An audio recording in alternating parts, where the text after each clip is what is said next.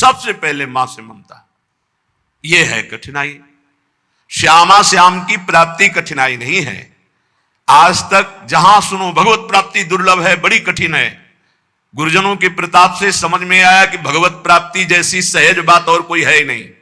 कठिन है जगत की ममता छोड़ना, राग छोड़ना, मोह त्याग कर पाना। इसलिए भगवत प्राप्ति कठिन कही गई, भगवत प्राप्ति कठिन नहीं। कठिन है ये जननी की ममता, जनक की ममता, तन की, धन की, धाम की, पत्नी, पुत्र, नाना प्रकार के सब भोग सुख सुरत, इन सब की ममता ताग बटोरी, मम पद मनहि बांध बर डोरी। रोज सुनते देखो हृदय में क्या है, वही धागा बंधा हुआ है जोर से ममता का। प्रियाजू के चरणों में कितनी ममता है, तो आप खुद न्यायाधीश बन करके देखिए अपने हृदय में कि एक तरफ प्रियाजू है, एक तरफ ये संबंध है, किधर हमारा झुकाव है। तो आप देखोगे आपके तराजू के कांटे का झुकाव इधर ही आएगा। पुत्री, पुत्र, परिवार, पत्नी, संपत्ति, नाना प्रकार के जितने संबंध, यही गहराई से हृदय में अधिकार किए हुए हैं। इसीलिए श्यामा प्यारी को ये प्रेम पंथ कठिनाई, बस इसी बात की कठिनता है। हमारे प्रभु का पूर्ण स्वरूप, उनको किसी से कुछ नहीं चाहिए, पर एक मांग है, अनन्यता। वो दुशरिया पसंद नहीं करते। एक भरोसो, एक बल, एक आस, एक विश्वास, बस एक राम घनश्याम हे चातक तुलसीदास। ये जितनी जल्दी कर पाओ गुरु प्रताप से, रसिकों की वाणी के अनुसार चलने से, बस प्रेम स्वाभाविक है हमारे हृदय में। प्रेम को कहीं से लाना नहीं है।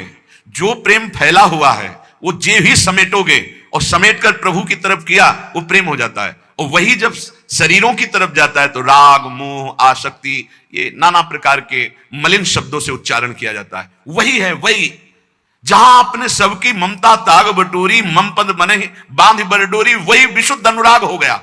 और इधर लगा तो राग हो गया, दूषित मोह हो गया, दूषित काम बन गया, नाना प्रकार का बंधन कारक बन गया। और यही उज्जवल निर्मल भास्कर की तरह शुद्ध प्रेम हो गया जब प्रभु की तरफ थोड़ी आसक्ति कर। अगर ऐसा ना होता तो गोस्वामी जी कह रहे, काम ही नारी प्यारी जिम लोभी जिम प्रिय दाम, तिमि रघुनाथ निरंतर प्रिय लागो मोहि राम। कैसे मुझे प्यारे लगो, मेरा आपसे कैसे प्रेम हो, जैसे कामी पुरुष का कामिनी से, लोभी पुरुष का धन से, जैसे उसका आंतरिक चिंतन स्वाभाविक होता रहता है। हे नाथ, ऐसे आपसे प्रीति हो, आपका चिंतन हो। ये प्रेम मार्ग कहने में बहुत सुगम है, लेकिन चलने में बहुत कठिन है। क्योंकि कहीं शरीर राग बाधा पहुंचा देता है, कहीं शरीर संबंधी राग बाधा पहुंचा देता है। कहते सुगम चलती अति दुर्गम, शीस समर्पे जाई, मन तुरंग पे बैठ संहारी के, चलनो पावक माई। ये श्यामा प्यारी जू को प्रेम पंथ कठिनाई। कह रहे इसमें वही चल पाता है जिसने शीश समर्पित कर दिया, अपन को हार गया। जीवित मर जाए उलट आप में समाए, यह दिलगिरी है। प्रेम प्राणों की परवाह नहीं करता। जब प्रेम उदय होता है, प्राणों की परवाह नहीं होती। अपने प्रीतम में सर्वस्व समर्पित हो गया तो ममत्व रहा ही नहीं, ना प्राण में रहा, ना देह में रहा। और चाहे अभी नष्ट हो जाए, चाहे 100 वर्ष बना रहे, अपन को हारे, अपना महत्व मिटिया मेट कर दे। ये गुरु कृपा से होता है। बहुत सरल है और बहुत कठिन है। गुरु कृपा से बहुत सरल है। आप लोग इस बात का हृदय में खुद अनुभव करें कि श्री जी की कृपा से कैसे दुर्गम पहाड़ों को लांघते हुए आप निकल रहे हैं। गृह कारज नाना जंजाला, तेति दुर्गम शैल विशाला। बड़े बड़े पहाड़ हैं, काम क्रोध लोभ मोह मद मत्सर परिवार का राग, ऐसे चुटकी बजाते कैसे आप पार कर गए, आपको पता भी नहीं चला। यद्यपि आपके पैरों में इतना बल नहीं है कि उस पहाड़ को लांघ सके, लेकिन पंगुम लंघयते गिरिम, पंगु भी बड़े बड़े पहाड़ को लांघ सकता है। यत् कृपातम हम वंदे परमानंद माधवम। जिन माधव जी की कृपा में इतनी सामर्थ्य है, तो जो कृपा का आश्रय लेकर अपने महत्व को समर्पित कर दिया, अपना महत्व कोई नहीं रह गया, वही शीश समर्पित किया हुआ प्रेमी कहा जाता है। शीश समर्पित, अब मृत्यु का भी कोई भय नहीं। यहां तो थोड़ी सी प्रतिकूल परिस्थिति में अश्रद्धा होने लगती है गुरु में, भगवान में। पता नहीं भगवान है भी कि नहीं, ऐसा क्यों किए। ये प्रेमी का हृदय नहीं होता है, ये स्वार्थी कामी का हृदय होता है। ऐसा वो कामना से युक्त है, उसे अनुकूलता चाहिए, उसको मान चाहिए, उसको सुख चाहिए, वो प्रेमी नहीं। प्रेमी तो परवाह कब करते हैं प्राणों की, कब परवाह की? लोकवत में जब राग अधिक मात्रा में बढ़ जाता है, शरीरों का राग, तो अपने प्राणों की परवाह न करके जिसके प्रति राग होता है उसके प्रति प्राण न्यौछावर कर देता है। देख लो, अगर थोड़ा भी राग पुष्ट हो जाए और उसमें बिछुड़न की भावना हो तो दोनों जहर खा के मर गए। ऐसे कितने उदाहरण हैं। राग पुष्ट हो, तुम्हें श्यामा श्याम का प्रेम है और अपनी सुधी है, अपने प्राणों का मोह है, क्या विनोद की बात, क्या मजाक की बात। श्यामा श्याम का प्रेम, लौकिक प्रेम में दो शरीरधारी परस्पर जब कामासक्त होकर राग कर लेते हैं और उनके बिछुड़ने का अवसर आता है तो दोनों अपने प्राणों को न्यौछावर कर देते, बिछुड़ना पसंद नहीं करते। आप श्यामा श्याम के प्रेमी कहलाकर आपको अपने सुख की याद है, अपना महत्व है, अपनी कुछ चाहत है, अभी प्रेम शब्द का प्रयोग ना किया जाए। कह रहे अपने यहां ध्रुवदास जी कहते, चढ़ के मैन तुरंग पे चलिबो पावक माए, प्रेम पंथ अति कठिन है सबको निभत नाय। भाव इसका क्या है? चित्त जब प्रिया प्रीतम की तरफ थोड़ा भी झुकता है तो द्रवित होने लगता है। द्रवित चित्त में बड़ी जल्दी छाप लगती है। अगर कहीं आप असावधान रहे तो जो छाप लगेगी वो दीर्घ काल तक के लिए लग जाएगी, चाहे वो काम की हो, चाहे मोह की हो, चाहे मान की हो, प्रशंसा स्तुति आदि सुनने की, किसी भी तरह की। इसलिए बहुत सावधान। मोम के घोड़े पे चल के आग की ज्वाला से निकलना है ये प्रेम मार्ग। मन तुरंग पे बैठ संभर के चलनो पावक माई, श्यामा प्यारी जू को प्रेम पंथ कठिनाई। या मार्ग चलते बहु दीखत कोई पहुंचत धाई। इस मार्ग में चलते तो बहुत हैं, लेकिन बहुत सुंदर मनोरंजन वाटिकाएं लगा दी गई हैं इस मार्ग में, और आह्वान होता है आप आइए भोगिए, फ्री है, कोई आपको फीस नहीं देनी है, कोई विघ्न नहीं पड़ेगा, आइए आनंद लीजिए। तो हजार चलने वालों में अधिक मात्रा में तो मनोरंजन में लग जाते हैं। ये मनोहर वाटिका शब्द स्पर्श रूप रस गंध की इनके मनोरंजन में लग जाते हैं। कोई बिरला ऐसा होता है जिसके दिमाग में आता है हनुमान जी की तरह कि राम काज कीन्हे बिनु मोहि कहां विश्राम। जब तक श्यामा श्याम नहीं मिल जाते तब तक मैं भुलावे में नहीं फंसूंगा, किसी मनोरंजन में नहीं फंसूंगा, किसी भी भोग की तरफ आकर्षित नहीं होऊंगा। या मार्ग चलते बहु दीखत कोई पहुंचत धाई। जो चतुर उपासक होता है जब देखता है यहां रोकने वाले बहुत है तो वो चलता नहीं है, वो दौड़ता है, भाग पड़ता है कि कहीं मैं फंस ना जाऊं। भागना क्या है? जैसा भोग आकर्षण उतना ही राधा राधा राधा राधा राधा। जैसे अंदर काम आदि की पीड़ा बढ़ रही वैसे ही आहार पर संयम, वैसे ही अपने को एकांत सेवन में, वैसे ही प्रपंच से और विरति और वैराग्य। यह है दौड़ना। और जो शिथिल साधक होता है बहुत समय हो गया, चलो ये खा लेते हैं, ये देख लेते हैं, ये छू लेते हैं, ये सूंघ लेते हैं, ये भोग लेते हैं, मनोरंजन में फंस जाता है। श्री श्यामा श्याम के प्रेम रस की प्राप्ति के लिए इतना तो समझ लो, एक बार चित्त को सब जगह से समेट कर प्रियाजू के चरणों में लगाना ही है। और लगाओगे कहां? कहां लगाने लायक है? सच्ची बानी ये बुद्धि भ्रष्ट है, इसलिए इसको अच्छा लगता है। कुछ क्या अच्छा लगता है? कोई बात बता दो कि क्या अच्छा लगता है? इतने सुंदर सुंदर पदार्थ खाओ विष्ठा बन जाता है, इतना सुंदर सुंदर पेय पियो लघुशंका बन जाता है। और शरीर भोग के लिए जो आकर्षण है तो मलमूत्र के द्वार हैं। क्या है ऐसा, कहां है ऐसा त्रिभुवन में जिसके लिए हम श्यामा श्याम को भूल करके उन भोगों में चले जाएं? विचार करो, खुली बात है, विचार करो आप कौन सा ऐसा सुख है जिसके लिए आप अंदर उत्सुक हो रहे हैं? श्यामा श्याम को त्याग कर उनके नाम रूप लीला धाम की विस्मृति करके भोगों में आकर्षित हो रहे हैं। यह कुसंग का फल होता है। जब हम कुसंग से प्रभावित हो जाते हैं तो हम भूल जाते हैं हम किस मार्ग के पथिक हैं, हमारा लक्ष्य क्या है। इसीलिए कुसंग का सर्वतोभावेन सावधानी पूर्वक त्याग करते रहना चाहिए। कल चर्चा हुई थी, जब साधक किसी कुसंगी अधर्मी का अन्न खा लेता है या उससे मित्रता करके उसका संभाषण आदि स्वीकार करता है या मानसिक चिंतन करने लगता है, ये बड़ा कुसंग है। वृत्ति का कुसंग, व्यक्ति का कुसंग, आहार का कुसंग, दृश्य का कुसंग, ये हमें मार्ग से भ्रष्ट कर देता है। बहुत सावधान। अभक्त संगो देहोत्थो वाचिको मानसस तथा त्रिविधोपि परित्याजो भक्ति कामनाय बुधई। जिसे विशुद्ध प्रेम लक्षणा भक्ति की कामना है, ऐसे बुद्धिमान उपासक को चाहिए कि देहोत्थ शरीर से, वाचिको वाणी से, मानसस तथा मन से भी अभक्त का संग न करे, अभक्त की चर्चा भी ना करे। अरे वो अमुक ऐसा, बिल्कुल नहीं। चर्चा होने लगे कान में अंगुली डाल लो। अभक्त की चर्चा सुनने मात्र से सुकृत नष्ट हो जाते हैं, मन मलिन हो जाता है। पर निंदा के सुने थे किए थे दोनों बराबर है। आवत नहीं कछु हाथ, मूर्ख पर्वत पाप को ले चल अपने साथ। उपासक को चाहिए कि अभक्त पुरुष की वाणी से चर्चा भी ना करे। और ये बहुतायत है। जहां चार साधक बैठेंगे तो अपने में गुणाभिमान करके किसी साधक के न्यून आचरणों की चर्चा करने लगेंगे। ये बहुत हानिकारक है। परदोष दर्शन, परदोष वार्ता ये साधक के साधन को चाट जाती है, उसको पता भी नहीं चलता और वो खाली होकर फिर विषयों का चिंतन करने लगता है।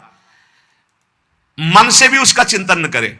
अमुक जो है ऐसा ऐसा ऐसा कर रहा है, वो ऐसा उत्तम साधक ने ऐसा क्यों, बोले नहीं है इसलिए चिंतन करे। तो तुमने क्रिया देखी, अंदर कारण तत्व तो नहीं देखा कि उसमें हमारा आराध्य देव बैठा हुआ है।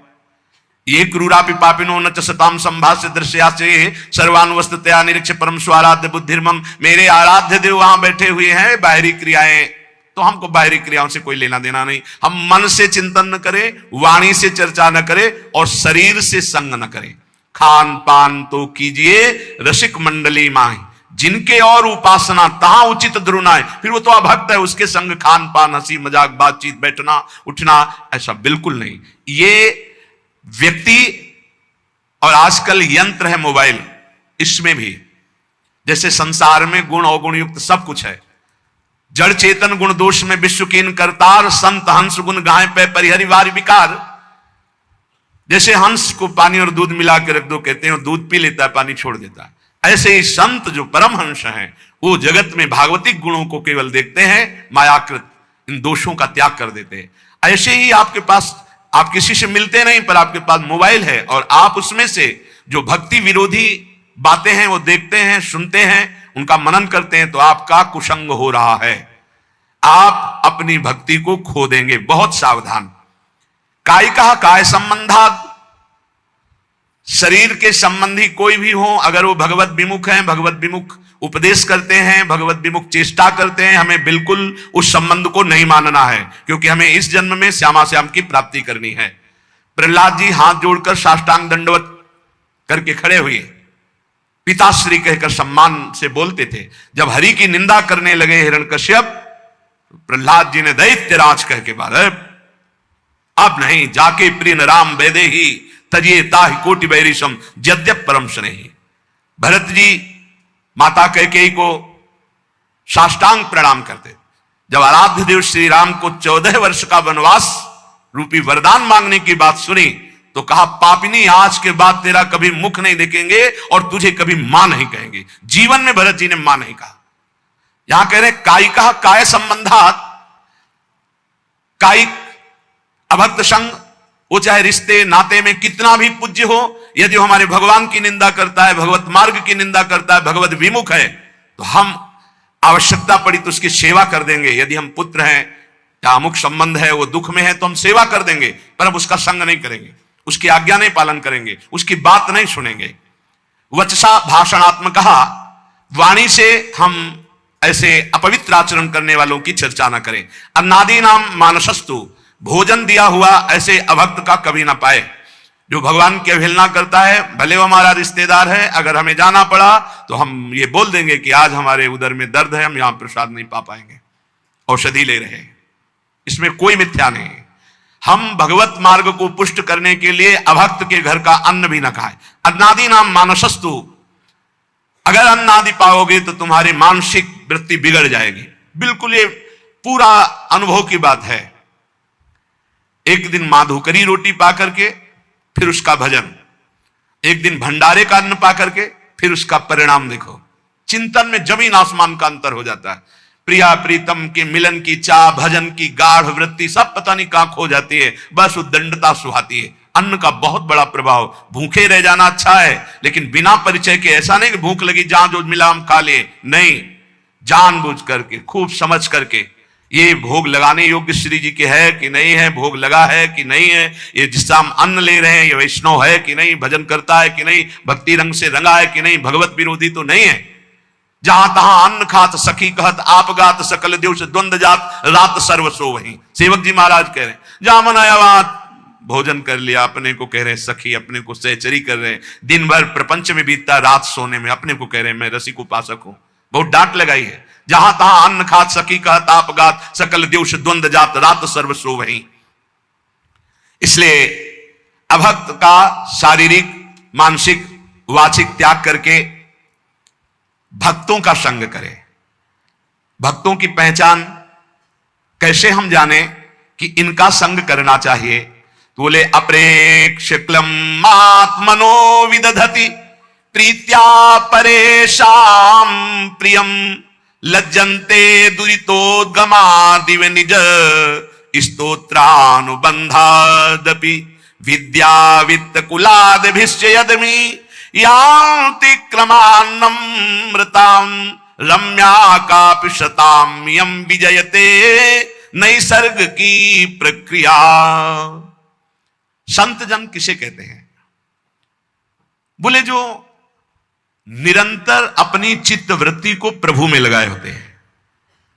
संत की सबसे पहली पहचान अव्यावृत भजनात्, अखंड भजन, श्रम रहित, कोई मेहनत नहीं करनी पड़ रही, उसका स्वभाव है, उनका स्वभाव है भगवत चिंतन करना। याजुपर्योमय सहज स्वभाव श्री हरिवंश नाम रस जाओ, ये स्वभाव पड़ गया है, स्वाद मिल गया है नाम का, स्मरण का। संत की सबसे बड़ी पहचान है हर समय वो निरंतर अविरत तैल धारावत अपने इष्ट के चिंतन में। मुखाकृति देखते ही पता चल जाता है बहिर्मुख है या अंतर्मुख है, ये श्री जी के चिंतन में या संसार के चिंतन में। ये तो बहुत छोटे छोटे साधकों को पता चल जाता है जो ठीक से साधना करते हैं। दूसरा, संत की पहचान दूसरे के क्लेश को देखकर तत्काल द्रवित हो जाना और उसकी दुख निवृत्ति के लिए तत्पर हो जाना। पर दुख द्रवई सुसंत पुनीता, दूसरे के दुख निवृत्ति के लिए तत्पर हो, हे भगवान कैसे मैं इसका दुख दूर करूं, क्या करूं? अब उसके पास कोई उपाय नहीं तो सीधे भगवान से प्रार्थना, हे नाथ इसके दुख को दूर करो, प्रभु आप कृपा करो, मुझे प्रेरणा करो, मैं कैसे इसके दुख को दूर करूं, कैसे सुखी हो पावे।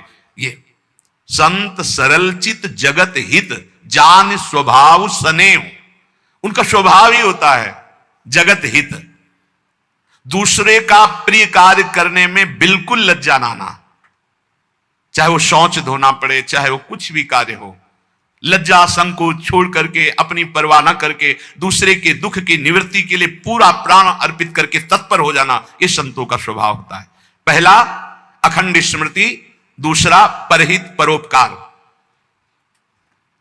किसी भी जीव को किसी भी तरह का दुख उसके द्वारा पहुंच ही नहीं सकता। संत का वचन, संत की चेष्टा, संत का संकल्प मंगलकारी होता है। साधु ते होए न कारज हानि, किसी भी तरह का चाहे वो वाचिक ही क्यों ना हो, संत के कभी ऐसे वचन नहीं निकलते कि दूसरे के हृदय में जाके पीड़ा पहुंचा दे। नहीं, संत के हृदय से निकले हुए वचन तो ऐसे होते हैं दूसरे के हृदय में आनंद वर्धन करने वाले। परुख वचन, कठोर वचन ये संत के वाणी से निकल ही नहीं सकते, क्योंकि वहां निरंतर भगवत स्मृति चल रही है। शरीर से ऐसी चेष्टा ही नहीं हो सकती। तो जिसे भगवत मार्ग में चलना है तो इसको आदर्श मानकर स्वीकार करना। पहला अखंड स्मृति, हम हर समय भगवान के स्मरण में, प्रिया प्रीतम के नाम स्मरण में लगे रहे। दूसरा, किसी को भी दुख न पहुंचावे। ये जो अंडा मांस मछली ये सब खाते हैं, इनकी बड़ी दुर्गति होने वाली है। ये ना समझें कि हम परम स्वतंत्र हैं, जो चाहे कर ले। नहीं नहीं नहीं, यहां एक सेकंड का भी हिसाब मिलेगा आपको, एक सेकंड का भी। जब से आपकी शुद्धि हुई और जब आप बेशुद्ध होंगे, मरेंगे, उस समय तक का पूरा रजिस्टर आपका है, आपके साथ है। जय श्री हरिवंश नरक गति दुर्भर यम द्वारे कटियत नख छिके, एक छोटी सी क्रिया का भी हिसाब है। आप मनमानी ना सोचे। मांडव्य ऋषि ने तितली की गुदा में कांटा डाल के छोड़ दिया था, तो उनकी गुदा में सूली डाली गई सूली, और वो काट दी गई, निकली नहीं, यानी मांडव्य नाम पड़ा। वही धर्मराज जी को जाके साप दिए तो विदुर जी के रूप में धर्मराज जी अवतरित हुए। एक इतने बड़े ब्रह्म ऋषि तपस्वी तितली की गुदा में कांटा डाले, उसको नहीं मिटा पाए, और उनकी गुदा में सूली पड़ी रही, आज भी पड़ी है, और आप उबाल उबाल के खा रहे हो, काट करके खा रहे हो, तो आपकी दुर्गति क्या होगी? सावधान हो जाए। सबसे प्रार्थना है, यदि जीवन अपना मंगलमय आनंदमय करना चाहते हो तो मदिरा पान करना, मांस खाना, अंडा खाना, मछली खाना, ये जीव जंतुओं को भून कर उबाल कर खाना बंद कर दो, नहीं नरक में भूने जाओगे, और यहां भी भुनोगे। वीआईपी कार में आग लगेगी, पूरे के पूरे परिवार सहित भुन जाओगे। जो बहुत स्वाद ले रहे हो ना, ऐसे चीखोगे, कोई खोलने वाला नहीं मिलेगा, क्योंकि वो तार बंद हो जाएंगे जिनसे बटन से खुलता है। तुमने भूंजा है ना, तो तुम्हें काल भूंजेगा उसी कार में।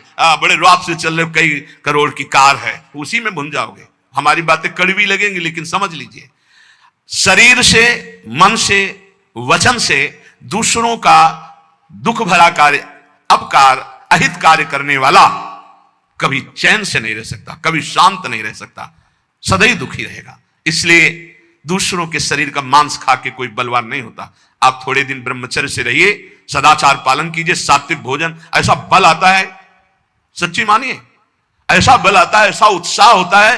ये चर्बी बढ़ाने वाले जानवरों को खाने वाले, इनकी कितनी ताकत होगी, सच्ची मानिए। हम मजाक नहीं कहते कि विनोद में कहते हैं, एक घूंसे में बैठ जाएंगे। सात्विक ब्रह्मचारी हो, सात्विक भोजन करता हो, और एक घूंसा कस के मार दे तो मुंह बगाड़ देंगे। जो भैंसा और बकरा खाते हैं ना, मुंह बगाड़ देंगे। इनमें ताकत नहीं, ब्रह्मचर्य की ताकत, तपस्या की ताकत, सात्विकता की ताकत, बहुत बड़ी ताकत है। ये सब भूल कर रहे हैं जो सोच रहे हैं हम बलवान बन जाए। बलवान नहीं बनोगे, ऐसी जगह कैंसर होगा कि ना खा पाओगे ना सौंच हो पाओगे। दोनों बातें समझ लेना। हम भयभीत नहीं कर रहे हैं, कितने ऐसे उदाहरण सामने आते चले जा रहे हैं जो देखने को मिल रहे हैं। हे भाई, दूसरों का मांस खाना, जहां तक हमारी आवाज पहुंच रही हो, अब भी बंद कर दो। हरि शरण में हो जाओ। वो कह रहे हैं, आम तो आम सर्व पापेभ्यो मोक्षयिष्यामि मा शुचा, मैं तुम्हें पवित्र कर दूंगा, पक्का पवित्र कर देंगे, क्योंकि जिनके चरण धोवन गंगा जी त्रिभुवन को पावन करने वाली, वो भगवान पक्का पवित्र कर देंगे। पर अब लो नसानी, अब ना सही हो, अब तक किया अब मत करो, होश में हो जाओ।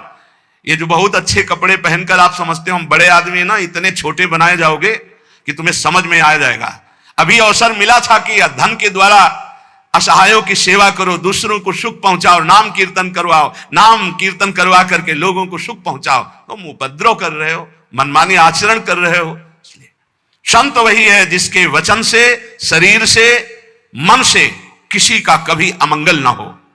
और संत वही जब उसकी प्रशंसा होने लगे तो ऐसा लज्जावान हो जाए जैसे किसी का पाप खुल जाए, पाप की बात खुल जाए तो कैसा लज्जित होता है, ऐसा प्रशंसा में लज्जित होना चाहिए।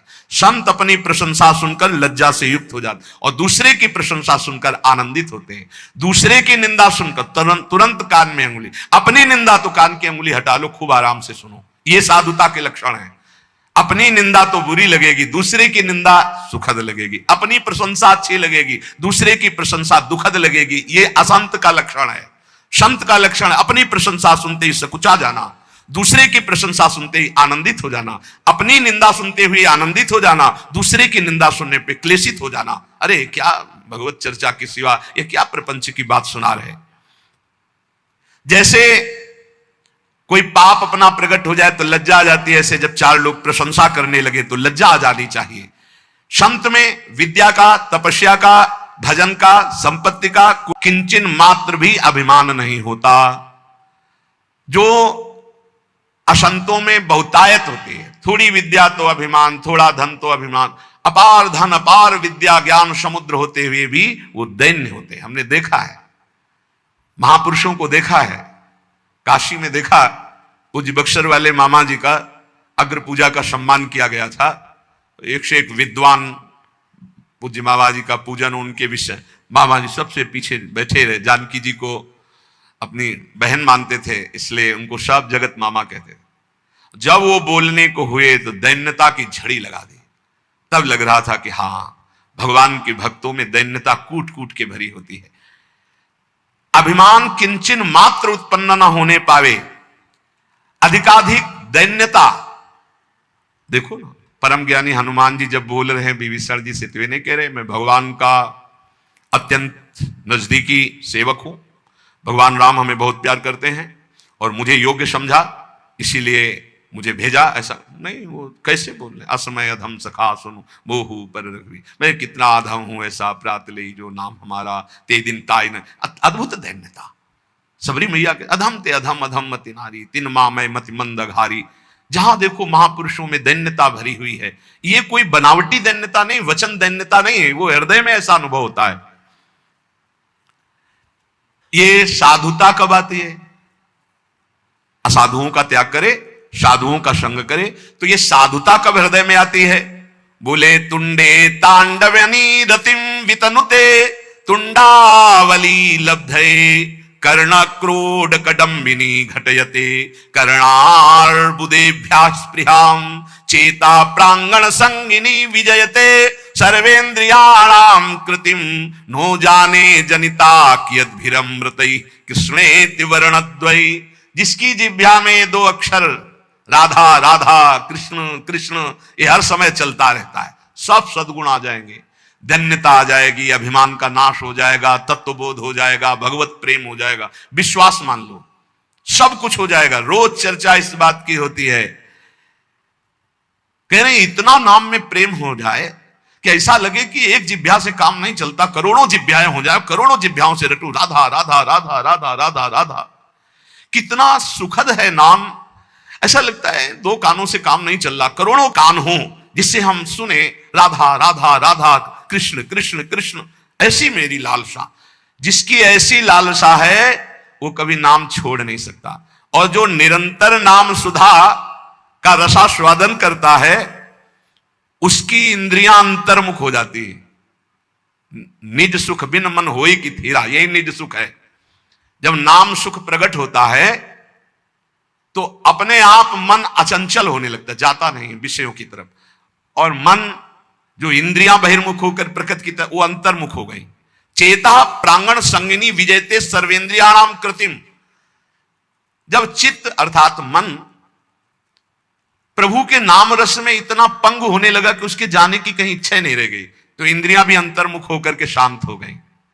जहां इंद्रियां और चित्त ये नाम में डूबे तो सच्ची साधुता का स्वरूप प्रकाशित हो जाता है, उसमें बनावटीपन नहीं होता। आज तक जितने भी महापुरुष हुए वो सब नाम से हुए, ध्यान रखना, राधा राधा राधा कृष्ण कृष्ण कृष्ण। अरे मन, ये बड़े दयामय हैं युगल सरकार। द्रुत कनक सुगौर स्नग्ध मेघौघ नील छविभिर अखिल वृंदारण्य मुदभासयन्तौ मृदुल नवदुकूले नील पीते दधानौ स्मर निभृत निकुंजे राधिका कृष्ण चंद्रौ। राधा राधा कृष्ण कृष्ण ऐसा जपोगे तो क्या होगा? तुम्हारा चित्त रूपी दर्पण साफ होगा, चेतो दर्पण मार्जनम। जहां चित्त साफ हुआ और चित्त में ही चित्त चोर की झांकी आई, एक सघन मेघ श्याम वर्ण, जैसे नवीन जलधर में बिजली विराजमान हो दमकती हुई। आकाश की बिजली तो चमकती और अंतर ध्यान हो जाती है, लेकिन वृंदावन नवनिवृत्त निकुंज में जो बिजली विराजमान है मेघ में, वो स्थायी विराजमान है।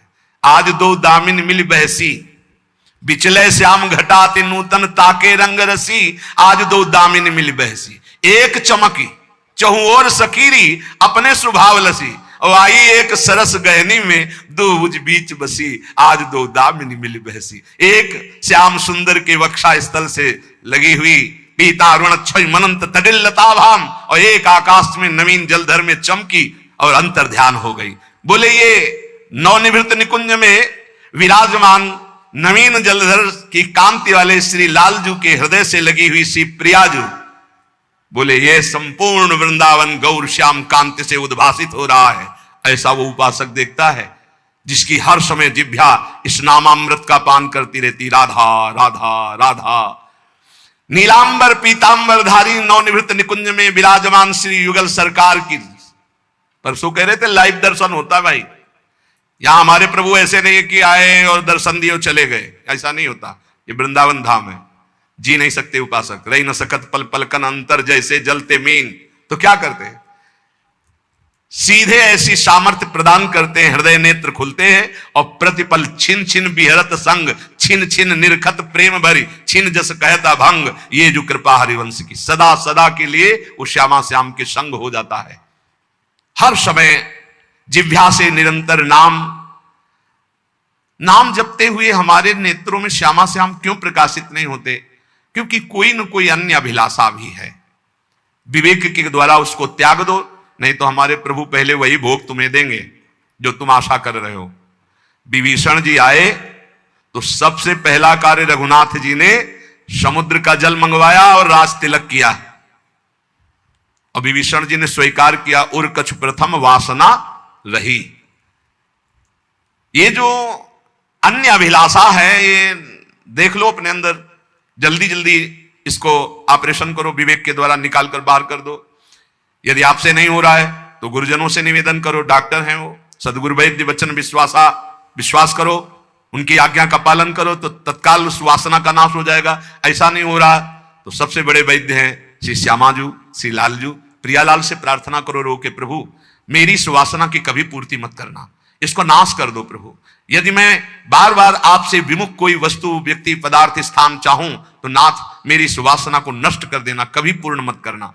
अगर अन्य अभिलाषा बनी रही, यहां तक कि मोक्ष की भी अभिलाषा, तो हमारे श्यामा श्याम से प्रेम में बाधा पहुंच जाएगी। इसीलिए अन्य अभिलाषिता शून्यम ज्ञान कर्माद्यनावृतम अनुकूलेन कृष्णानुशीलनम भक्ति रुत्तमा। प्रेम पूर्वक श्यामा श्याम का भजन करना, कोई भी आचरण उनके प्रतिकूल ना हो, प्रतिकूलस्य विसर्जनम अनुकूलेन कृष्णानुशीलनम। अनुकूल रसिकों की आज्ञा, शास्त्राज्ञा के अनुसार ये अनुकूल होता है, उसके थोड़ा भी मनमानी करना प्रतिकूल हो जाता है। किसी भी प्रकार की कोई अभिलाषा अन्य ना हो,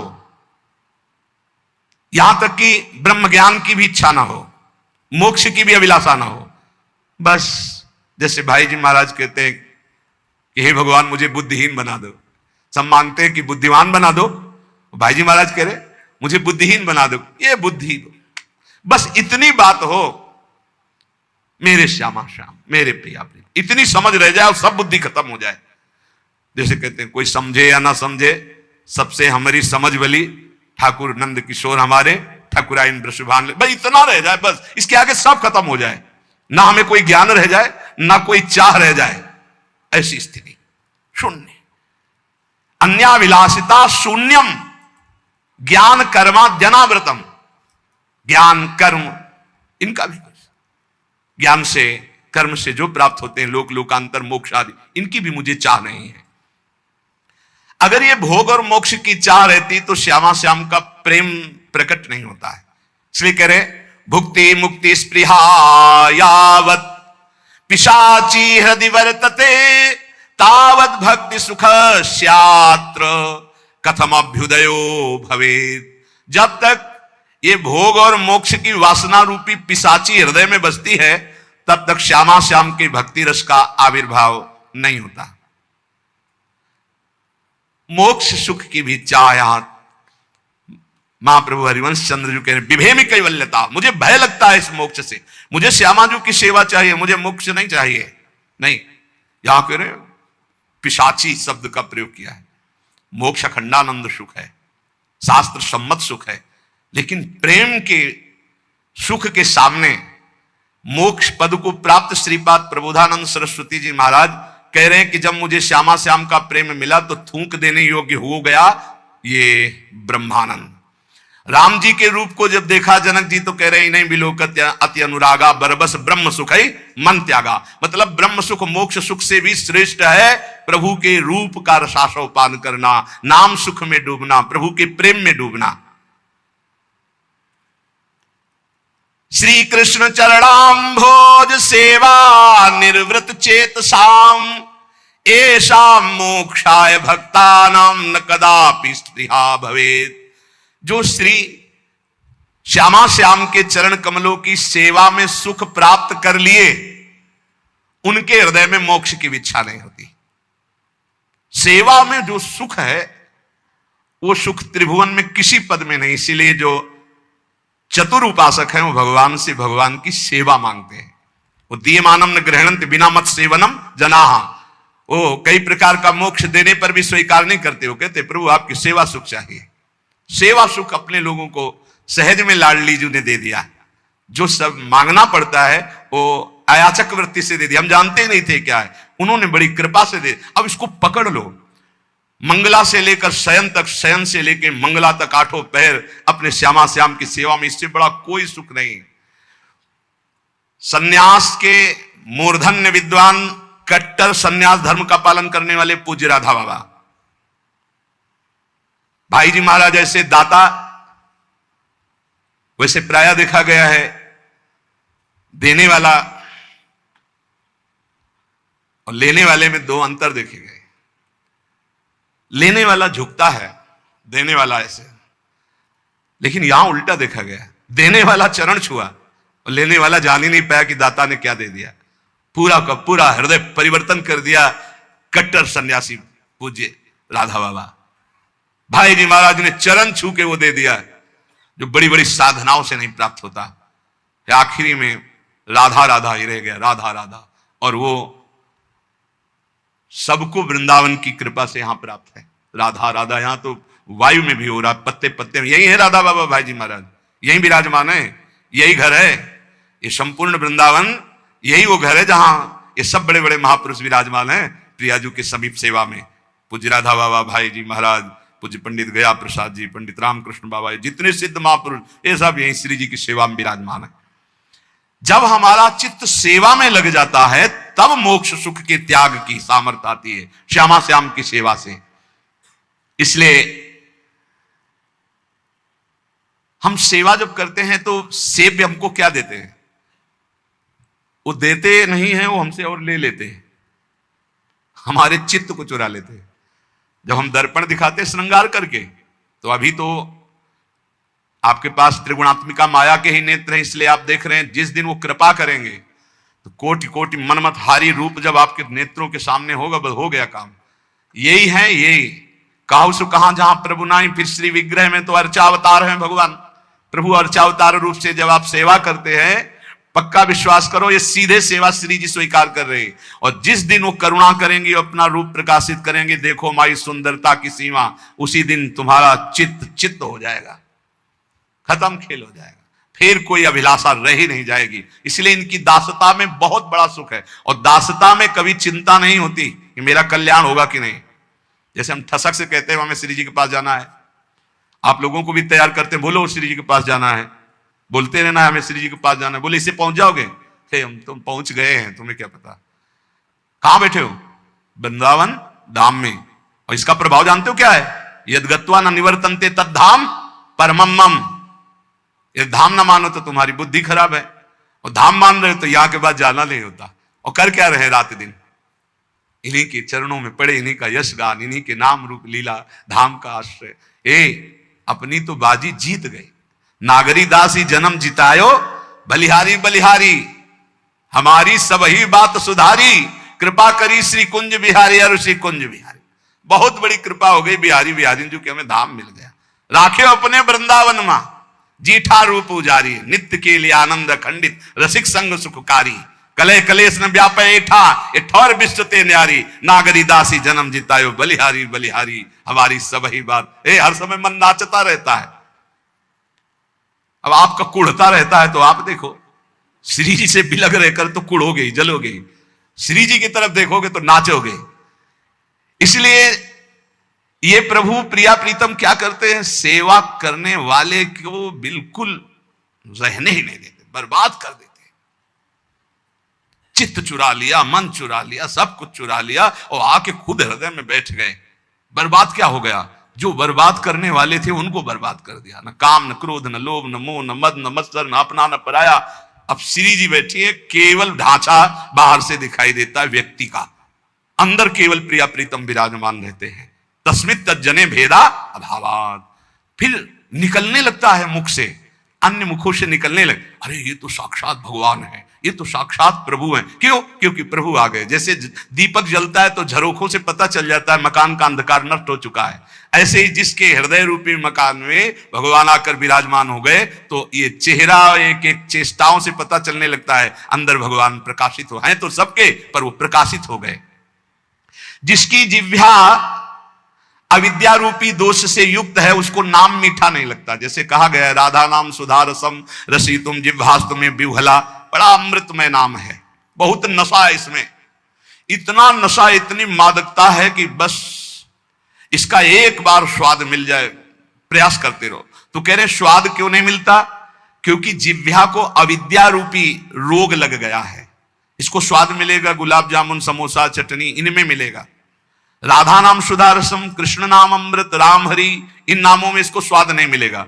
तो बोले जैसे किसी के जबान में पित्त दोष होता है तो मिश्री का स्वाद नहीं मिलता, और अगर अनुपान से रोज मिश्री खाता रहे तो पित्त शमन हो जाएगा और स्वाद आ जाएगा। बोले ऐसे स्यात् कृष्ण नाम चरितादिसिताप्य विद्या पित्तोपतप्त रसनस्य नरोचिकानो किंतु आदरादनुदिनं खलु शैव जुष्टा स्वाद्वीक्रमाद भवति तद्गदमूलहन्त्री।